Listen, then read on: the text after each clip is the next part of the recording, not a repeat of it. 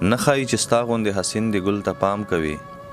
نه ښایي چې ستا غوندې حسین د ګل ته پام کوي ته په خپله ګلې ګله ګل به ستا سلام کوي خوند خو ستا د مینې لیونو له ژوند نه واخیستو خوند خو ستا د مینې لیونو له ژوند نه واخیستو نه سجود کوت پیژني نه چېرته قیام کوي سلامونه نیکې هیلې احترامات مې ومنئ ملګرو امید کوم الله دې وکړي چې راته روغ جوړ او خوشحاله ډېر ګران او محترم شاعر جناب انور بېګوخېل صاحب چې په دې وخت باندې له موږ سره ناست ده د لکۍ سره تعلق لري ډېر ښکلی شاعر ده او ادیب ده پوه کس ده د موږ مشر د ګران نو بقایا وخت له ده سره اخلو انور بېګوخېل صاحب په خپل پروګرام چې درته هرکلی وایو ډېره مننه ډېره شکریه زه د اکرام الله امید صاحب د تاسو ډېره شکریه ادا کوم ډېره مننه م کوم چې دا خپل قیمتي وخت مو راکړ چې کوم خدمت تاسو د پښتو د ادب دپاره کوو دا هم د ستاینې وړ دي ډېره زیاته مننه انور بېګوخېل صاحب د موږ له ملګرو سره که خپل لنډ تعارف وکړئ تعارف خو زما خپل نوم انور خان دی و تخلص انور انور مروت یا انور بېګوخېل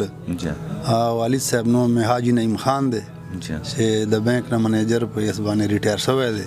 بېګوخېل کلي سره تعلق لرم او ضلع لکي ټیک بېګوخېل صاحب موږ ملګرو ته ووایي تاسو به څو کتابونه تر اوسه په وخته پورې چاپ سوي وي ما جی 3 کتابونه خو مې چاپ سوي دي مارکیټ ته راغلي دي او یو اکیډمي سره پروت دی او یو بل ما سره لا مسوده دغه په بس اخرو مرحلو چې ده تک 5 کتابونه ډېره لاس مننه خوشحاله اوسې انور بېګوخېل صاحب د موږ چې کوم ملګري دي لر بر مسافر دي هغوی دپاره خپل چې داسې کلام پیش کړي چې هغوی خوند ځینې واخلي او موږ به هم دلته چې کوم ملګري وي د وطن هغه به هم خوند ځینې حاصل کړي 3 شعرونه دي مخکې ارشاد جي مونږ که تورو شپو ته هرکلی نه وې مونږ که تورو شپو ته هرکلی نه وې ورکې به تیارې وې سباون به و مونږ که تورو شپو ته هرکلی نه وې ورکې به تیارې وې سباون به و او یار مې ورسره که څنګ په څنګ نه وی خوب د سپي رقیب په میژتون به و او وی راته همزه انوره وامې وره وی راته همزه انوره وامې وره خدای هم که انسان وی نو پښتون به و ډېر ښه بیا وایه انور صاحب دا شعر